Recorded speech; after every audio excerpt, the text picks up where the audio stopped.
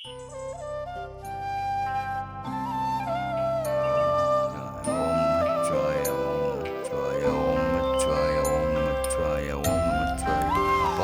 முருகா ஈஸ்வரா.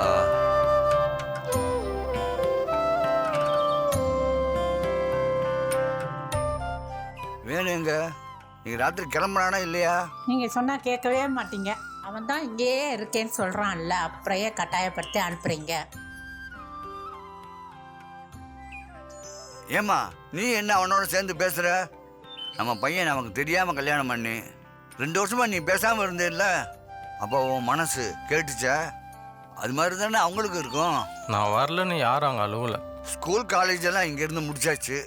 இதுக்கு மேலே இங்கே என்ன இருக்கு? படிப்பை காரணம் காட்டி ஒரு நாள் இருந்துட்ட. இதுக்கு மேலே நீ அங்கே இருக்கிறது தான் நியாயம். படித்தாலும் கிராமத்தை விட்டு போகிறனால தான் நாடு இப்படியே இருக்கு. நானும் அதே தான் சொல்கிறேன். உங்கள் அப்பா தான் நம்மளோட நாகரிகத்தையும் ஆச்சாரத்தையும் மறந்து இப்படி மாறிட்டான். நீயும் அந்த மாதிரி மாறிடக்கூடாதுன்னு தான் உன்னை இங்கே எடுத்துகிட்டு வந்து வளர்த்தோம். நீ ரொம்ப யோசிக்காத. லீவுக்கு போவேல, அந்த மாதிரி கொஞ்ச நாள் போய் அங்கேயே இரு, அதுக்கப்புறம் பார்த்துக்கலாம். அப்போல்லாம் 1 மாதம் தான் இருப்பேன். இனிமேல் அப்படியா?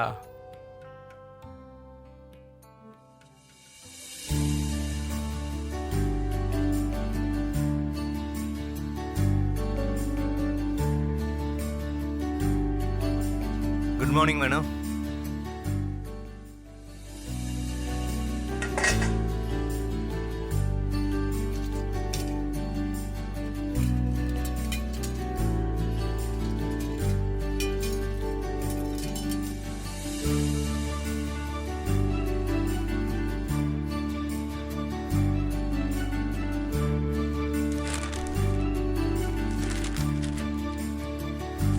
இன்னைக்கு 6 மணிக்கு எழுந்துட்டேன். இவ்வளோ சீக்கிரம் எழுந்து என்ன பண்ண போற? ஏதாவது வேலை தான் சீக்கிரம் எழுந்திரிக்கணுமா? சீக்கிரம் எழுந்திரிக்க நல்ல பழக்கம், அதை ஃபாலோ பண்ணுறவனு தப்பு இல்லையே.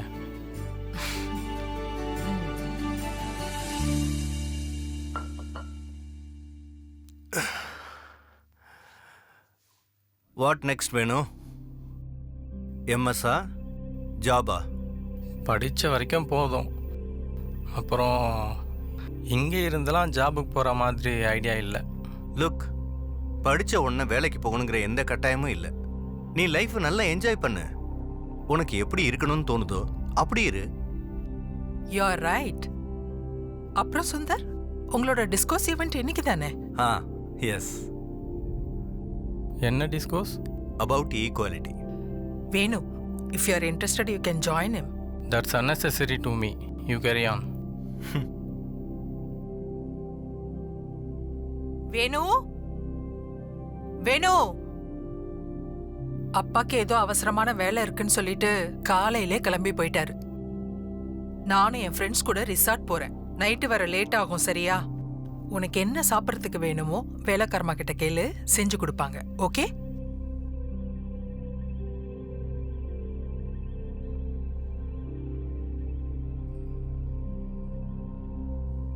என்ன வேணும்? போனதுலேருந்து போனே காணோம். தாத்தா, நீங்கள் வேற சும்மா இருங்க. செம்ம கடுப்பில் இருக்கேன். எனக்கு இங்கே இருக்கவே பிடிக்கல. நானும் அங்கேயே வந்துடுறேனே. பழக பழக பாலும் பிடிக்கும், பழகிக்கோ. இனிமே அதுதான் உன் வீடு. இது வீடு மாதிரியே இல்லை. இந்த அம்மா என்னடானா எந்த வேலையும் செய்யாம ஊர் சுற்றிக்கிட்டே இருக்கு. உங்கள் பையன் என்னடானா சரியான பொண்டாட்டி தாசனா இருக்கு. அதுதான் தெரிஞ்ச விஷயமாச்சு. உங்கள் முன்னாடி பாட்டி எதிர கூட உட்கார மாட்டாங்க. ஆனால் எங்கள் அம்மா என்னடானா அப்பா முன்னாடி கால் மேலே கால் போட்டு தான் உட்கார்றா, பேர் சொல்லி தான் கூப்பிடுறா. இவர் என்னடானா அம்மாவுக்கு ஓடி ஓடி போய் வேலை செய்கிறாரு. இதையெல்லாம் பார்க்கும்போது எனக்கு கோபம் தான் வருது. இதெல்லாம் அவங்களோட பொடியான நாகரிகம் வேணும். இதில் நாம் என்ன சொல்ல? இது எல்லாத்துக்கும் மேலே என் அம்மா இந்த வயசில் அவங்க பண்ணிக்கிற மேக்கப்பும் ட்ரெஸ்ஸும் இருக்கே, பார்க்க எனக்கே அருவருப்பாக இருக்கு. நீ இதையே நினச்சிட்டு இருந்தேன்னா அவங்கள விட்டு தூரமாக போயிட்டே இருப்ப.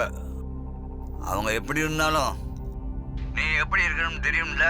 இது எல்லாம் பார்த்துக்கிட்டு எப்படி சும்மா இருக்க முடியும்? நீ வீட்லயே இருந்தா இப்படிதான் இருக்கும். வெளியே எங்கேயாவது போயிட்டு வா.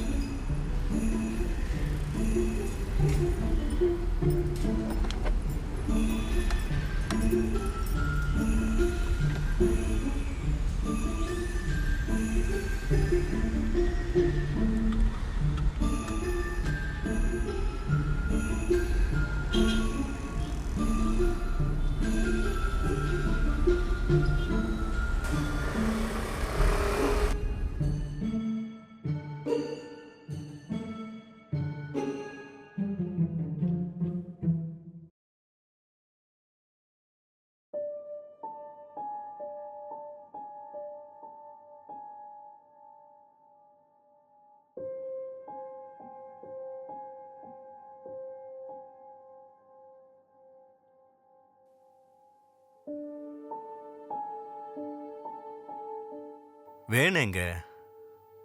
வர வர அவனை வீட்லயே பார்க்க முடியலையே. ஏதாவது பர்சனல் ப்ராப்ளமா இருக்குமோன்னு தோணுது. அது மட்டும் இல்ல, நீங்க வீட்ல இருக்கிற வரைக்கும் ரூமை விட்டு வெளில வர்றதே இல்ல. Oh, what ever.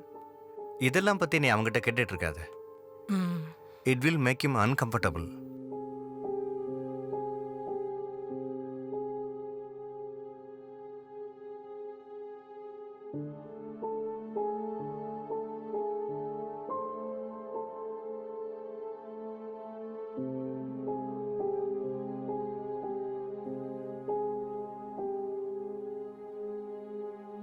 Hello Venu, சொல்லுப்பா. உங்கள் கூட கொஞ்சம் பேசணும். என்ன பேசணும் வேணும்? தனியாக பேசணும். இட்ஸ் ஓகே, ஆன் தி வே. வீட்டுக்கு தான் வந்துட்டு இருக்கேன். வீட்டிலலாம் வேண்டாம். நீங்கள் எங்கே வரணும்னு சொல்லுங்கள், நானே வரேன். Okay, I will share location. நீ அங்கே வந்துரு.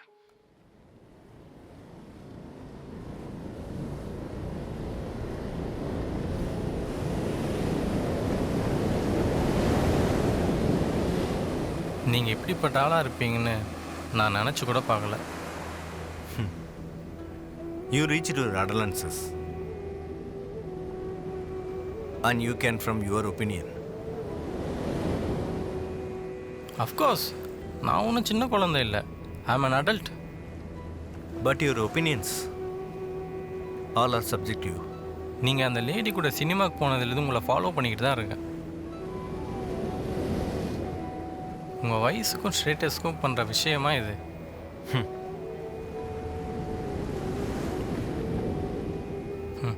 அம்மா ஒரு பைத்தியம். இவ்வளோ நாள் அவங்கள இப்படி தான் ஏமாத்திட்டு இருந்திருக்கீங்க போல. Hey, please. தயவு செஞ்சு உங்க அம்மா அதில் இழுக்காத. நீ என்னை பத்தி எவ்வளவு கேவலமா நினைச்சாலும் பரவாயில்ல. உனக்கு என்கிட்ட தானே issue. She know me better than you. நாங்க கடைசி வரைக்கும் நல்ல அண்டர்ஸ்டாண்டிங்காக தான் இருப்போம். இப்படி சொல்லிட்டு நீங்கள் அம்மா வேணால் ஏமாற்றலாம், என்ன ஏமாற்ற முடியாது. உன்னை ஏமாற்ற வேண்டிய அவசியமே எனக்கு இல்லையே. ஏமாற்றிக்கிட்டு தானே இருக்கீங்க. உங்களுடைய ஃபோட்டோஸ், சேட்ஸ் எல்லாமே என்கிட்ட இருக்குது. இனியும் மறைக்க முடியாது. இனிமேலாச்சும் திருந்துங்க, அம்மாவுக்கு துரோகம் பண்ணாமல்.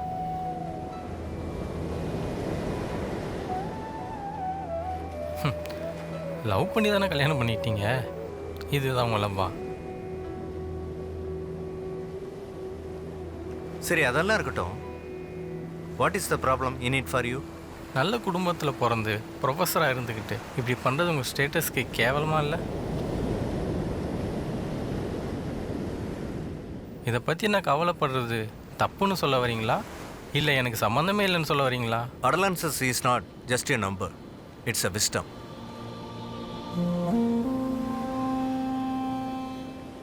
ஃபர்ஸ்ட் என்னோட பர்சனல் விஷயங்களை உங்ககிட்ட ஷேர் பண்ணுங்கிற ஐடியாவே எனக்கு இல்லை. என்னோட ஸ்டேட்டஸை பற்றி கவலைப்படுறதா சொன்னேன். ஐ அப்ரிசியேட் தட். என்னோட ஸ்டேட்டஸை காப்பாற்றிக்க ஒன்றை விட எனக்கு அக்கறை அதிகமாக இருக்கு. அப்படி ஏதாவது ப்ராப்ளம் வந்துச்சுனாலும் நான் அதை ஃபேஸ் பண்ணிக்கிறேன். You don't have to worry about that. எனக்கு ஏன் கவலை நான் கேட்குறீங்க? நான் உங்கள் ஒய்ஃபோட சன். நீங்கள் அவங்களுக்கு துரோகம் பண்ணுறீங்க. அதை பார்த்துட்டு என்னால் சும்மா இருக்க முடியாது. உங்கள் அம்மா உங்ககிட்ட சொன்னாலா? இல்லை. அப்புறம் எதுக்கு தேவையில்லாமல் எங்கள் பர்சனல் லைஃப்பில் இன்டர்ஃபியர் ஆகிற? I am your son. It's my responsibility. No, it's not your responsibility. அதை பற்றி கேட்குறதுக்கு உனக்கு உரிமையும் இல்லை. எனக்கு இந்த விஷயம் ரொம்ப அவமானமாக இருக்குது. நீங்கள் ஏன் இப்படிலாம் நடந்துக்கணும்? I respect your feelings. என்னை பற்றி தப்பான பார்வை இருந்தா அதை நீ உன் மனசுலேயே வச்சுக்க. காலப்போக்கில் எது சரி எது தப்பு, எது எந்த அளவுக்கு சரி எது எந்த அளவுக்கு தப்புன்னு உனக்கே போக போக புரியும். யோசிச்சு பாரு, ஒரு பையன் அப்பாவோட பிரைவேசியை தெரிஞ்சுக்கணும்னு பையனே ஸ்பை வேலை பார்க்குறதும், திருட்டுத்தனமாக அவனோட பர்சனல் விஷயங்களை எடுத்து வச்சுக்கிட்டு பிரைவேசியில் இன்வால்வ் ஆகிறதும் கேவலமா இல்லை?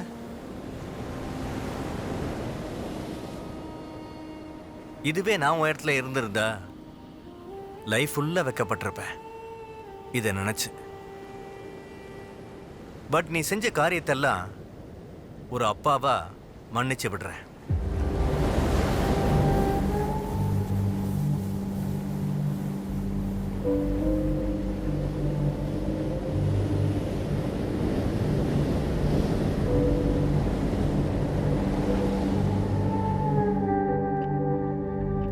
அம்மா, ஏதாவது டிஸ்டர்ப் பண்ணிட்டேனா? நோ ப்ராப்ளம், அதெல்லாம் ஒன்றும் இல்லை. வா, வந்து உட்காரு.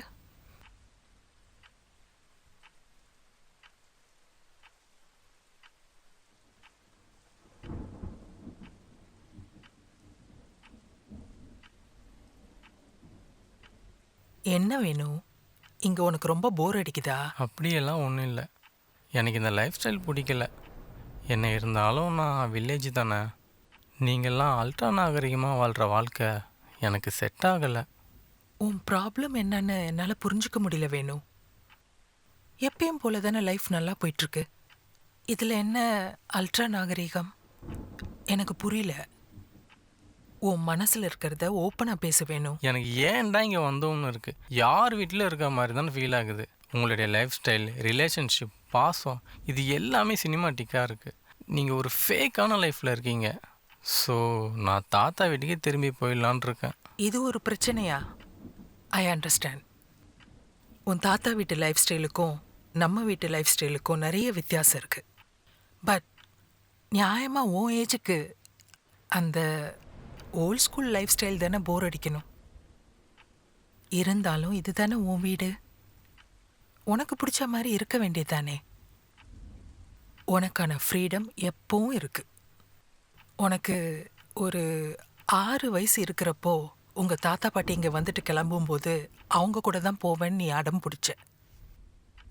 நாங்களும் உன் விருப்பத்துக்கு சரின்னு சொன்னோம். அப்புறம் கொஞ்ச நாள் கழித்து அங்கே தான் படிக்க போகிறேன்னு சொன்னேன். அதுக்கும் நாங்கள் சரின்னு சொன்னோம். அதுதான் உன்னோட ஃப்ரீடம். இப்போவும் நீ போகணுன்னா தாராளமாக போகலாம். உன்னை யாரும் தடுக்க போகிறதில்ல. எங்களுக்கு வருத்தமாக தான் இருக்கும். ஆனால் நீ போகிறதுக்கான ரீசன் வேற என்னமோ இருக்குது. சரிதானே? ஆமாம், எனக்கு அப்பாவோட பிஹேவியர் பிடிக்கல. என்னால் உங்களுக்கும் அப்பாவுக்கும் ஏதாவது ப்ராப்ளம் வந்துருமோன்னு தான் இவ்வளோ நாள் இதை பற்றி உங்ககிட்ட பேசாமலே இருந்தேன். அவர் உங்களை ஏமாற்றிட்டு இருக்காருமா. இது எனக்கு தெரிஞ்சவங்க கிட்ட சொல்லாமல் மறைச்சி வச்சா அதுக்கு நானும் ஹெல்ப் பண்ணுற மாதிரி தானே. அதனால தான் எனக்கு இங்கே இருக்கவே பிடிக்கல. முடிஞ்சால் நீங்கள் திருத்துங்க. இது உங்களோட விஷயம். நான் போகிறேன். நீ ஏதோ உன் வாழ்க்கை சம்பந்தப்பட்ட பிரச்சனையை பற்றி பேசுவேன்னு பார்த்தா உங்கள் அப்பா சம்பந்தப்பட்ட பிரச்சனையா இது? நல்ல பையன் போ. அப்படின்னா உங்களுக்கு ஏற்கனவே இதை பற்றிலாம் தெரியுமா? எனக்கு இதை பற்றிலாம் தெரிஞ்சுக்க விருப்பமே இல்லை. வேணும், அவர் உனக்கு அப்பா, எனக்கு ஹஸ்பண்ட் மட்டும் இல்லை.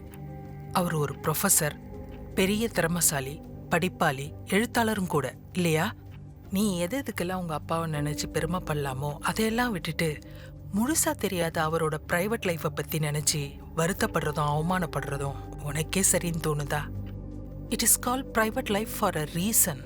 முழுசாக தெரிஞ்சு தான் பேசுகிறேன். ப்ரூஃப் இல்லாமலாம் பேசலை. அவங்க 2 பேரும் நேராகவே பார்த்துருக்கேன். அவருடைய லேப்டாப்பில் அவங்க 2 பேருமே சேர்ந்து எடுத்துக்கிட்ட பர்சனல் ஃபோட்டோஸ், மெசேஜ், சேட், இது எல்லாமே கண்டுபிடிச்சி வச்சுருக்கேன். எல்லாத்துக்கும் மேலே அவரே ஒத்துக்கிட்டாரு. வேணு, இட்ஸ் ஷேம் ஆன் யூ.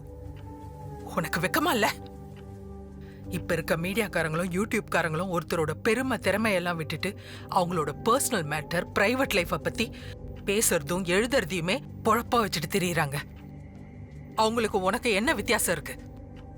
இவர் என் அப்பா. So what? உன்னை நினைச்சா எனக்கு வருத்தமா இருக்கு. அவர் உங்களுக்கு துரோகம் பண்றாரு தெரிஞ்சும் எப்படி சும்மா இருக்க முடியும்? It is my problem. எங்க பிரைவசியில தலையிட உனக்கு என்ன உரிமை இருக்கு? இன்னைய வரைக்கும் அமைதியாவும் சந்தோஷமாவும் தான் எங்க வாழ்க்கை போயிட்டு இருக்கு. கடைசி வரைக்கும் அப்படித்தான் இருப்போம். எங்க சந்தோஷத்துக்கு எடுக்கிற எந்த விஷயத்தை பத்தியும் எனக்கு கவலை இல்லை. ஆமா, அவருக்கு அஃபேர் இருக்குதான், எனக்கும் தெரியும். எனக்கும் வருத்தமா தான் இருக்கு. அதனால என்ன?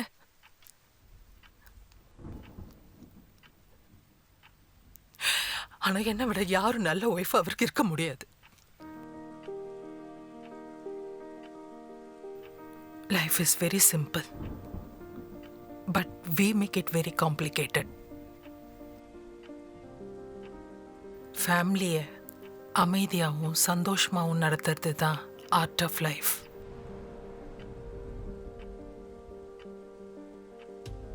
பொறுமையும் சகிப்புத்தன்மையும் இல்லைன்னா அன்பு காதலுக்கெல்லாம் அர்த்தமே இல்லை. ஏன் பொசசிவ்னஸ்க்காகவும் ஏன் கைப்பிடிக்கல அவர் இருக்கணுங்கிறதுக்காகவும் அவரோட சந்தோஷத்தையும் கௌரவத்தையும் கெடுக்கிற சுயநலக்காரியா இருக்கிறது எவ்வளோ கேவலமானது. I don't get it. அப்போது இதை பற்றிலாம் பேச எனக்கு உரிமை இல்லைன்னு சொல்கிறீங்களா? உரிமை இருக்கு இல்லைங்கிறது பிரச்சனை இல்லை. அதனால என்ன பலன்னு யோசிக்கணும். ஒருத்தரை மதிக்கிறோம், லவ் பண்றோம்னா என்னன்னு தெரியுமா? அவங்களோட பர்சனல் பிரைவேட் மேட்டர்ல தலையிடாம இருக்கிறது. அதே போல அவங்க வீக்னஸ் தெரிஞ்சும் மற்ற குணங்களுக்காக அவங்கள அப்படியே ஏத்துக்கணும். நீங்கள் அப்படி பண்ணால் அப்பா சும்மா இருப்பாரா? இந்த வாட் அபவுட்டிசம் ஆர்கியூமெண்ட்டுக்கு வேணா இன்ட்ரெஸ்டிங்காக இருக்கலாம், but it's a primitive thought. ஒரு பிரயோஜனமும் இல்லை. இருந்தாலும் நீ கேட்கறதுக்காக நான் ஆன்சர் பண்ணுறேன். எனக்கு எல்லா ரைட்ஸும் லிபர்ட்டியும் இருக்கு. அதுக்காக நானும் அவரை மாதிரி இருக்கணும்னு அவசியம் இல்லை. ஒரு குடும்பத்தில் இருக்க ஒவ்வொருத்தருக்கும் தனிப்பட்ட வாழ்க்கை இருக்கு. You should respect that. யார் மேலே நமக்கு அன்பும் மதிப்பும் இருக்கோ அந்த அளவுக்கு அவங்களோட அந்தரங்கத்தை புனிதமாக நினச்சி மதிக்கணும். இதுக்கு மேலேயும் உங்கள் அப்பா கிட்ட இதை பற்றி பேசி அவரை சங்கடப்படுத்தாத ப்ளீஸ்.